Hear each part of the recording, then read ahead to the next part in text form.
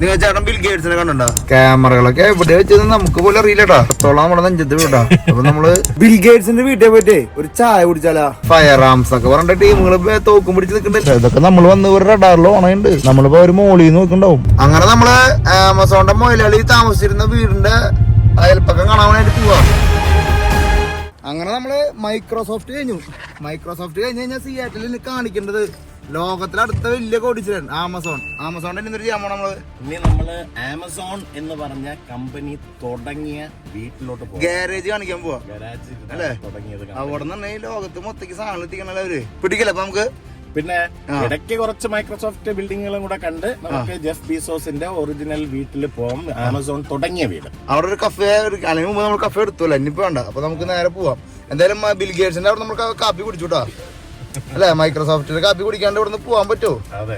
ആഫ്രിക്കയിലേക്ക് ഒരു യാത്ര ഏതൊരാളൊരു സ്വപ്ന. ആ സ്വപ്നത്തിലേക്ക് നമുക്കൊരു യാത്ര പോയാലോ? അതെ, ട്രാവലിസ്റ്റ് ഫാമിലി ഒരു വലിയൊരു യാത്ര നടത്താം ആഫ്രിക്കയിലേക്ക്. South Africa, Botswana, Zambia, Zimbabwe എന്ന രാജ്യങ്ങളിലൂടെ. ഈ ഒരു യാത്രയുടെ ഏറ്റവും വലിയ പ്രത്യേകത എന്താണെന്നറിയോ? ഭൂമിയിലെ 7 നാച്ചുറൽ വണ്ടേഴ്സിലെ 3 നാച്ചുറൽ വണ്ടറും ഈ ഒരു യാത്രയിൽ ഉൾപ്പെടുന്നു. സൗത്ത് ആഫ്രിക്കയിലെ ടേബിൾ മൗണ്ടെയിൻ, ബോട്സ്വാനയിലെ ഒക്കവാങ്കോ ഡെൽറ്റ, സിംബാബ്വെ സാംബിയ ബോർഡറുള്ള വിക്ടോറിയ വെള്ളച്ചാട്ടം. ലോകത്തിലെ ആകെ ഒരു സ്ഥലത്ത് ലയണിന്റെ കൂടെ നമുക്ക് കാട്ടിൽ കൂടെ നടക്കാനായിട്ടുള്ള ഒരു അവസരമുള്ളൂ. അതൊക്കെ നമ്മുടെ ഈ യാത്രയിൽ ഉൾപ്പെടുന്നു. ഒപ്പം തന്നെ ഈ യാത്രയുടെ വേറൊരു പ്രത്യേകത എന്ന് വെച്ച് കഴിഞ്ഞാൽ ഒരു യാത്രയിൽ 10 പേരിലധികമുള്ള ഒരു ഗ്രൂപ്പിനെ നമ്മൾ കൊണ്ടുപോകുന്നില്ല. അപ്പോ നിങ്ങൾക്കും നമ്മുടെ യാത്രയിൽ പങ്കുചേരാം. ട്രാവലിസ്റ്റയുടെ ഗ്രീൻ ബുക്ക് പ്രോഗ്രാമിലേക്ക് ജോയിൻ ചെയ്യാൻ താല്പര്യമുള്ള ആൾക്കാർക്ക് താഴെ കാണുന്ന നമ്പറിൽ ബന്ധപ്പെടാം. നമ്മള് അവിടെ വിസിറ്റർ സെന്ററിൽ വെച്ചിട്ട് അൾട്രാ മോഡേൺ ആയിട്ട് green initiative buildings, carbon negative ആവാൻ വേണ്ടിയുള്ള ഇതിനു വേണ്ടി ആ ബിൽഡിങ്ങുകളുടെ ഭാഗമാണ് ഈ കാണുന്നത്. അതെ, ഇത് വലിയൊരു ക്യാമ്പസ് ആണ്. ഇവിടെ ഓൾറെഡി ഇപ്പൊ വർക്കിംഗ് തുടങ്ങി. അതെ, ഈ ഏരിയ മൊത്തം അങ്ങനത്തെ ബിൽഡിങ്സ് ആണ്. ഒരുപാട് ഇതിന്റെ ഉള്ളിലാണ് നമ്മളെ ക്രിക്കറ്റ് പിച്ചും മറ്റു സംഭവങ്ങളും വരുന്നത്. അതെ, അതെ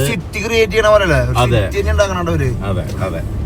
ഇതിന്റെ ഉള്ളിൽ തന്നെയാണ് ഈ 6500 കാർ പാർക്ക് ചെയ്യാൻ പറ്റുന്ന ഗരാജ് വരുന്നതും എല്ലാം. വളരെ മനോഹരമായ കഫറ്റേരിയാസും അതും ഇതും വളരെ മോഡേൺ ആയിട്ടുള്ള ഇത് ഫർണിച്ചർ ആയിരുന്നാലും ടെക്നോളജികളായിരുന്നാലും കോൺഫറൻസ് റൂംസ് എല്ലാം മോഡേൺ ടെക്നോളജിയാണ്. 5 പേര് നടന്നു പോകുമ്പോൾ അതിലൊരു ഇന്ത്യ മുഖമുണ്ട്. അതെ, ഇന്ത്യക്കാരില്ലാണ്ട് മൈക്രോസോഫ്റ്റ് ഇല്ലട്ടോ. അതെ, മൈക്രോസോഫ്റ്റില് സൗത്ത് ഇന്ത്യക്കാരെന്ന് പറഞ്ഞ വേണമെങ്കിൽ അതെ, കൂടുതലും ആന്ധ്ര തമിഴാണ് ഏറ്റവും കൂടുതലുള്ളത്. നമ്മളെ സത്യാനടയിലെ സിഇഒ ആയിട്ടുള്ള സത്യാനടയിലെ തന്നെ ഹൈദരാബാദുകാരനാണ്.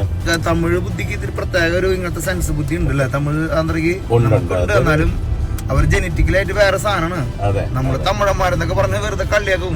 ഇതെല്ലാം അതിന്റെ ഭാഗമാണ്, പുതിയ ബിൽഡിങ്ങുകളുടെ ഭാഗമാണ്. എന്താ എന്ത് ടെക്നോളജി ഒരു ഉപയോഗിച്ചിട്ടുണ്ടാവുന്ന ഓരോ ഗ്ലാസിന് വേണമെങ്കിൽ ഒരു കഥ പറയാണ്ടാവും അല്ലെ. പിന്നെ പുതിയ ടെക്നോളജി ആയിരുന്നേ. അതെ, അതായത് മൈക്രോസോഫ്റ്റ് അവരുടെ ലക്ഷ്യം എങ്ങനെയാന്ന് വെച്ച് കഴിഞ്ഞാൽ 2030 ആവുമ്പോ കാർബൺ നെഗറ്റീവ് ആവും. എത്ര കാർബൺ അന്തരീക്ഷത്തിൽ തുടരുന്നോ അതിൽ കൂടുതൽ തിരിച്ചെടുക്കാനുള്ള പദ്ധതികൾ ചെയ്യുക. 2050 മൊത്തം നമ്മള് ഇവിടെ അമേരിക്കയില് മാത്രമല്ല ലോകമൊട്ടുക്കും കാർബൺ നെഗറ്റീവ് ആക്കാനുള്ള പദ്ധതികൾ ചെയ്യുന്നു, പരിപാടികൾ ചെയ്യുന്നുണ്ട്. അപ്പോൾ അത്രത്തോളം എഫേർട്ട് എടുക്കുന്നുണ്ട്. നമ്മള് പരിസ്ഥിതിക്കും മനുഷ്യർക്കും വേണ്ടി നല്ല കാര്യങ്ങൾ ചെയ്യാനായിട്ടുള്ള എഫേർട്ട് എടുക്കുന്നുണ്ട്. അങ്ങനെ നമ്മള് ഇതിന്റെ ഉള്ളിൽ കൂടെ പോകുമ്പോഴേ കണ്ട കാഴ്ചയാണ് നിങ്ങള് മയൂരി ഫുഡ്. ഇത് കണ്ട മീറ്റ് ഷോപ്പ്, കറി കോർണർ, അടുത്ത് ഹലാൽ ട്ടാ. ഇവിടെ നിന്ന് ഇങ്ങനെ വരാണെന്ന് വെച്ച് കഴിഞ്ഞാൽ വെൽക്കം ബാക്ക് തന്തൂരി കോർണർ, ഹലാൽ മീൽസ്. ഈ വലതുവശത്താണ് ഗ്രോസറി ഷോപ്പാണ്. ആദ്യമായിട്ട് ഇവിടെ വന്നത് ചെറിയൊരു കടയായിരുന്നു. ആദ്യമായിട്ട് ഇവിടെ വന്ന ഇന്ത്യൻ കടയാണ്, ഇന്ത്യൻ ഗ്രോസറി ഷോപ്പായിരുന്നു. ഇപ്പൊ അതെ, tandoori corner, momo pizza corner, cafe എല്ലാം മയൂരി ഇല്ലാത്തൊരു കളിയില്ലാട്ടാ അല്ലേ. നമ്മള് ഇന്ത്യയിലെ കേസ് പറഞ്ഞു നിർത്തിയുള്ളൂ. ഇതൊക്കെ വരെ സ്റ്റാഫിന്റെ ഒക്കെ താമസ സ്ഥലമാണ് നമ്മൾ കാണണ്ട. മുമ്പിലും റൈറ്റ് സൈഡിലൊക്കെ കാണുന്ന ബിൽഡിങ്ങുകളൊക്കെ അത് തന്നെയാ. പിന്നെ ഈ മുമ്പേ കാണുന്ന ഈ ബിൽഡിങ്ങിന്റെ അകത്ത് ക്ഷേത്രമുണ്ട്.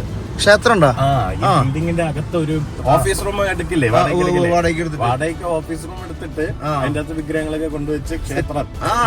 നമ്മള് ഈ പള്ളികളൊക്കെ അതേപോലെ നമ്മള് നോർത്ത് ഇന്ത്യയിലൊക്കെ പോകുമ്പോ കാണാം. ചെറിയ ഹോള് വാടകയ്ക്ക് കുർബാന നടത്താം. എവിടെയാലും വിശ്വാസം ഉണ്ടേ. ഇവിടെ പിന്നെ വലിയ ക്ഷേത്രങ്ങളൊക്കെ വരുന്നുണ്ട് ഇപ്പൊ. നിങ്ങൾ ചേട്ടൻ ബിൽ ഗേറ്റ്സിനെ കണ്ടോ? ഞാനോ? ഒരു കമ്പനി ഫംഗ്ഷന് സ്റ്റേജിൽ വെച്ച് കണ്ടിട്ടുണ്ട്. ബിൽ ഗേറ്റ്സ് ചായ മാത്രമാണോ അത് നമുക്ക് ഫുഡ് തരുമെന്ന്? ബർഗർ ആയിരിക്കും, ബർഗർ. അമേരിക്കക്കാരല്ലേ. അങ്ങനെ നമ്മള് ആമസോണിന്റെ മൊയിലാളി താമസിച്ചിരുന്ന വീടിന്റെ അയൽപ്പക്കം കാണാൻ വേണ്ടി പോവാ. അതായത് ആമസോൺ എന്ന് പറഞ്ഞ കമ്പനി തുടങ്ങുന്ന സമയത്ത് താമസിച്ചിരുന്ന വീട്. ആമസോൺ കമ്പനി സ്റ്റാർട്ട് ചെയ്യുന്ന സമയത്ത് ഒരു മറ്റെന്താ പറയാ ബർക്കത്തുള്ള വീട്, വീട് അല്ലേ? അതെ. ആ വീട്ടിൽ നമ്മള് വിൽക്കാനായിട്ട് ഇട്ടേക്കാണ്. ഈ ഇടതുവശത്ത് കാണുന്നതാണ്. ഇത്ര കുഞ്ഞ വീടാണല്ലേ. ഈ ഗാരേജിൽ നിന്ന് ആദ്യമായിട്ട് ആമസോൺ ആദ്യമായിട്ട് തുടങ്ങിയത് ഈ കാണുന്ന ഗരാജിന്റെ അകത്തുനിന്ന്. 10704 ബുക്ക് ഷോപ്പായിട്ട്, ഓൺലൈൻ ബുക്ക് ഷോപ്പായിട്ട് തുടങ്ങിയതാണ് ആമസോൺ. ജെഫ് ബീസോസ് താമസിച്ചിരുന്ന വീടാണ്.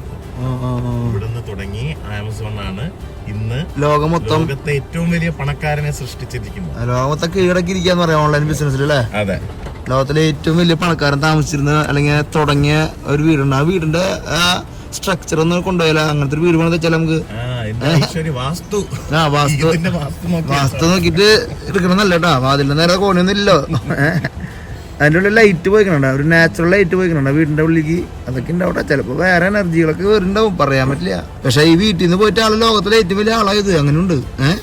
തുടക്കം ബൂസ്റ്റപ്പിന് വേണ്ടിയുള്ള കേസ് മാത്രമായിരിക്കും ചിലപ്പോ ഈ വീട്. ഇപ്പൊ ഇത് വിൽക്കായിട്ടേക്കായിരുന്നു, വിൽക്കായിട്ടേക്കാണ്. ഇപ്പോഴവര് പ്രൈസ് പറയുന്നത് 1.2 മില്യൺ ഈ വീടിന്. ഇതിന്റെ അപ്പുറത്തൊക്കെ ഉള്ളത് 650-700 ഉണ്ടാവുള്ളൂ. എന്നാലും കാശുള്ള ആൾക്കാരെ മേടിച്ചിട്ടുണ്ടല്ല.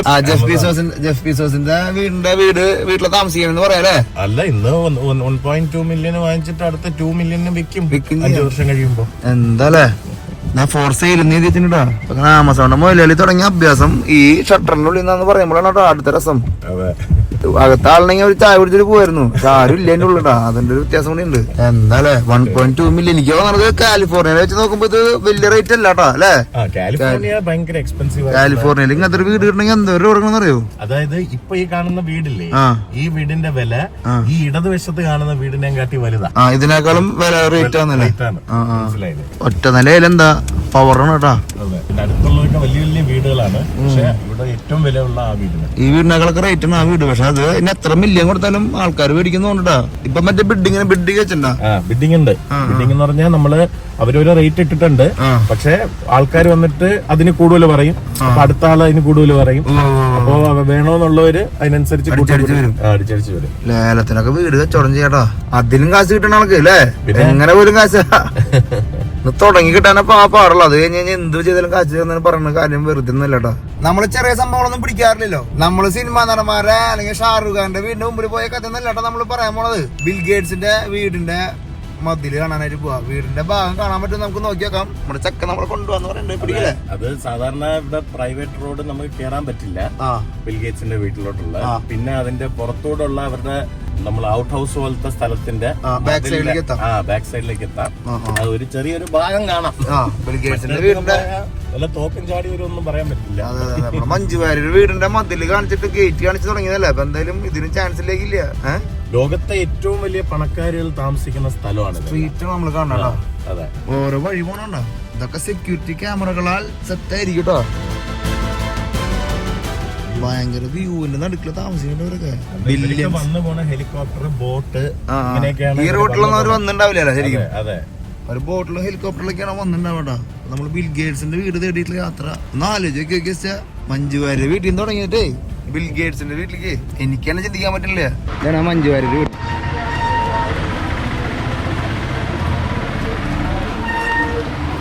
വാര്യം തറവാട്.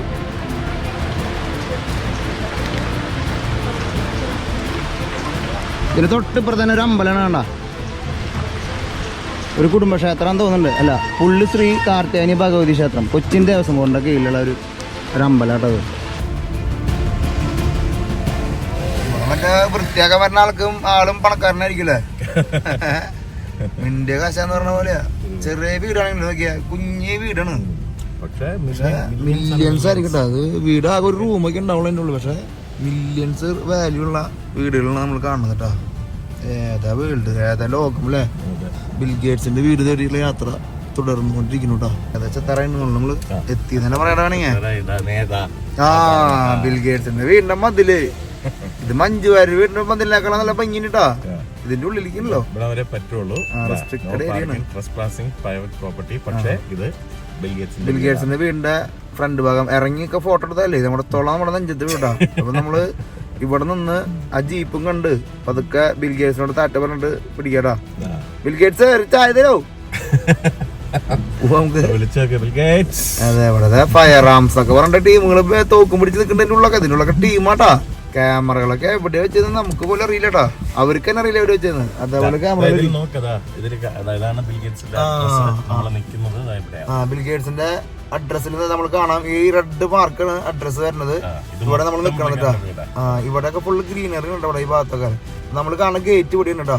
സ്വല്പം ഡീറ്റെയിൽസ് എടുത്ത് പറയാന്ന് വെച്ച് കഴിഞ്ഞാൽ നമ്മളിപ്പോ ഈ ഒരു പോയിന്റിലാണ് നമ്മൾ നിൽക്കണേട്ടാ. ഈ കാണുന്ന ബിൽഗേറ്റ്സിന്റെ വീട് കണ്ടാ. ഈ ഏരിയ മൊത്തം ബിൽഗേറ്റ്സിന്റെ വീട്. നമ്മൾ ടീം ട്രാവൽസ് വന്ന് നിൽക്കുന്നത് ഇവിടെ കേട്ടോ. ഈ റൗണ്ടിന്റെ ഉള്ളിലാണ് നമ്മൾ വന്ന് നിൽക്കുന്നത്. ഇതിന് നമ്മൾ കാണുന്ന ആ ഗേറ്റ് കേട്ടോ. ഇത്രയ്ക്കും ക്ലിയറിൽ ഒരു പരിപാടി ഞാൻ ഒരാളുടെ വീട്ടിലേക്ക് നമ്മൾ പോയിട്ടില്ലട്ടാ. ഭയങ്കര ക്ലാരിറ്റി ആയി പരിപാടിക്ക് അല്ലേ. ബിൽഗേറ്റ്സ് ഒക്കെ എവിടെ നിൽക്കണ്ട ഉള്ളു.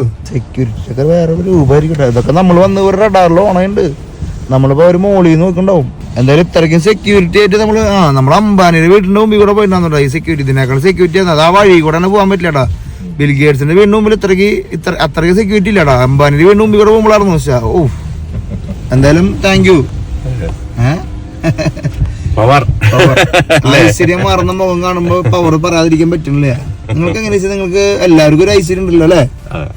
അത് ഐശ്വര്യം എന്ന് പറയുന്നത് ചിരി. അതായത് എല്ലാ ജന്തുക്കളെയും ദൈവം ഉണ്ടാക്കിയപ്പോ ചിരിക്കാനുള്ള കഴിവ് മനുഷ്യന് മാത്രമേ കൊടുത്തുള്ളൂ. അപ്പൊ അത് ഉപയോഗിക്കുക മാക്സിമം. വീട്ടിൽ നിന്ന് രാവിലെ അമ്മച്ചിന്റെ മുഖം കണ്ടിറങ്ങുമ്പോ ഒരു സന്തോഷം വേറെ തന്നെ അല്ലെ. ടാറ്റ പറഞ്ഞിറങ്ങുമ്പോ അങ്ങനെ ബിൽഗേറ്റ്സിന്റെ അടുത്ത് ടാറ്റ പറഞ്ഞ നമ്മള് ഞാൻ ആരുടെ അടുത്തേക്ക് പോണെന്ന് അറിയോ. ഇനി നമ്മള് ഓൺലി ഫൈറ്റിംഗ് ആണ്. സിയാറ്റിൽ വന്നു കഴിഞ്ഞാൽ അല്ലെങ്കിൽ അമേരിക്കയിൽ വന്നു കഴിഞ്ഞാൽ ഏതൊരു എന്താ പറയാ മാർഷൽ ആർട്സ് ഇഷ്ടപ്പെട്ട ആൾക്കാർക്കും അല്ലെങ്കിൽ ഫൈറ്റിംഗ് ഇഷ്ടപ്പെട്ട ആൾക്കൊക്കെ ഇഷ്ടപ്പെടുന്ന ക്യാരക്ടറിനെ തേടിയിട്ടുണ്ട് നമ്മുടെ അടുത്ത യാത്ര. നമ്മൾ ഇനി പോണത് ആരുടെ അടുത്തേക്ക് പോകണമെന്ന് അറിയോ? ബ്രൂസ്ലിയുടെ അടുത്തേക്ക്. ബ്രൂസ്ലിയുടെ അടുത്തേക്ക് പോകുമ്പോ കുറെ സന്തോഷമുണ്ട്, കുറെ വിഷമങ്ങളുണ്ട്. അതെന്തിനാ വിഷമമാണ് കൂടുതലും വരാമല്ലോ നമുക്ക്. അതെ ബ്രൂസ്ലിയെ കുറിച്ചാണ്. ബ്രൂസ്ലി നമ്മൾ ഫൈറ്റിങ്ങിന് പുറമെ വളരെ വലിയൊരു വിഷണറി ആയിരുന്നു. ഒരുപാട് അറിവുള്ള ഒരു മനുഷ്യനായിരുന്നു. ബ്രൂസ്ലി പറഞ്ഞ പോലെ മനുഷ്യൻ be like water my friend എന്നാ ബ്രൂസ്ലി പറഞ്ഞത്. അതായത് നിങ്ങൾ വെള്ളത്തിനെ പോലെ ആകൂ. വെള്ളം ഏത് വെസലില് ഒഴിക്കുന്നോ അത് അതിന്റെ ഷേപ്പ് എടുക്കും. നിങ്ങളുടെ ജീവിതവും അതേപോലെ ആയിരിക്കണം. അത് ഒഴുകണം, വെള്ളത്തെ പോലെ ഒഴുകണം. ഏത് രീതിയിലും മോൾഡ് ചെയ്ത് ഷേപ്പ് ചെയ്യാൻ പറ്റുന്ന ഒരു ജീവിതമായിരിക്കണം നിങ്ങളുടെ. അപ്പോ പ്രസിദ്ധമായ വാക്കുകളാണ് പുള്ളിക്കാരൻ ഒരു ഇന്റർവ്യൂവിൽ പറഞ്ഞതാണ്, be like water my friend എന്നുള്ളത്. അപ്പൊ അതൊക്കെ പറഞ്ഞുകൊണ്ടല്ലോ ഇന്നത്തെ വീഡിയോ നമ്മൾ അവസാനിപ്പിക്കുക. അടുത്ത് ബ്രൂസ്ലി ഉണ്ടല്ലോ. ചൈന വേറെ മൂഡിലേക്ക് നമ്മൾ പോണത്. ഹോങ്കോങ്ങിൽ ജനിച്ച് അമേരിക്കയിൽ വളർന്ന, അമേരിക്കയിലെ വേറെ തലത്തിലേക്ക് കൊണ്ടുപോയ ആ ബ്രൂസ്ലിയുടെ ചരിത്രമാണ് നമ്മൾ അടുത്ത എപ്പിസോഡിൽ കാണിക്കാൻ പോണത്. ഇന്നത്തെ എപ്പിസോഡ് നമ്മൾ ബിൽഗേറ്റ്സിന്റെ വീട് കണ്ടിട്ട് അല്ലെങ്കിൽ വീടിന്റെ മുമ്പിൽ നിന്ന് അവസാനിപ്പിക്കുന്നു. ഭയങ്കര സന്തോഷം. നിങ്ങളുടെ അത്രയ്ക്ക് സപ്പോർട്ടുള്ളവരെ നമ്മൾ ഇവിടെ വരെ എത്തിയത്. നമ്മൾ ഇന്നലെ യാത്രകളും തുടർന്നുകൊണ്ടിരിക്കുന്നത്. നിങ്ങളുടെ സപ്പോർട്ട് വേണം. ഇന്നത്തെ വീഡിയോ നിങ്ങൾക്ക് ഇഷ്ടപ്പെട്ടെങ്കിൽ എല്ലാവരും ലൈക്ക് ചെയ്യുക, ഷെയർ ചെയ്യുക, കമന്റ് ചെയ്യുക. നമ്മുടെ ചാനൽ ആദ്യമായിട്ട് കാണണമെന്ന് വെച്ച് കഴിഞ്ഞാൽ സബ്സ്ക്രൈബ് ചെയ്യാൻ മറക്കരിക്കോ, ബെൽ ബട്ടൺ അമർത്താൻ മറക്കരിക്കോ. എല്ലാ സംഭവങ്ങളും ചെയ്തോട്ടാ. ട്രാവലിസ്റ്റാ എന്റെ ഏറ്റുമാനൂരപ്പ ഞങ്ങളെ കാത്തോളേ. ആഫ്രിക്കയിലേക്ക് ഒരു യാത്ര ഏതൊരാളൊരു സ്വപ്ന. ആ സ്വപ്നത്തിലേക്ക് നമുക്കൊരു യാത്ര പോയാലോ? അതെ, ട്രാവലിസ്റ്റ് ഫാമിലി ഒരു വലിയൊരു യാത്ര നടത്താം ആഫ്രിക്കയിലേക്ക്. South Africa, Botswana, Zambia, Zimbabwe എന്ന രാജ്യങ്ങളിലൂടെ. ഈ ഒരു യാത്രയുടെ ഏറ്റവും വലിയ പ്രത്യേകത എന്താണെന്നറിയോ? ഭൂമിയിലെ 7 നാച്ചുറൽ വണ്ടേഴ്സിലെ 3 നാച്ചുറൽ വണ്ടറും ഈ ഒരു യാത്രയിൽ ഉൾപ്പെടുന്നു. സൗത്ത് ആഫ്രിക്കയിലെ ടേബിൾ മൗണ്ടെയിൻ, ബോട്സ്വാനയിലെ ഒക്കവാങ്കോ ഡെൽറ്റ, സിംബാവെ സാംബിയ ബോർഡറുള്ള വിക്ടോറിയ വെള്ളച്ചാട്ടം. ലോകത്തിലെ ആകെ ഒരു സ്ഥലത്ത് ലയണിന്റെ കൂടെ നമുക്ക് കാട്ടിൽ കൂടെ നടക്കാനായിട്ടുള്ള ഒരു അവസരമുള്ളൂ. അതൊക്കെ നമ്മുടെ ഈ യാത്രയിൽ ഉൾപ്പെടുന്നു. ഒപ്പം തന്നെ ഈ യാത്രയുടെ വേറൊരു പ്രത്യേകത എന്ന് വെച്ച് കഴിഞ്ഞാൽ ഒരു യാത്രയിൽ 10 പേരിലധികമുള്ള ഒരു ഗ്രൂപ്പിനെ നമ്മൾ കൊണ്ടുപോകുന്നില്ല. അപ്പോ നിങ്ങൾക്കും നമ്മുടെ യാത്രയിൽ പങ്കുചേരാം. ട്രാവലിസ്റ്റയുടെ ഗ്രീൻ ബുക്ക് പ്രോഗ്രാമിലേക്ക് ജോയിൻ ചെയ്യാൻ താല്പര്യമുള്ള ആൾക്കാർക്ക് താഴെ കാണുന്ന നമ്പറിൽ ബന്ധപ്പെടാം.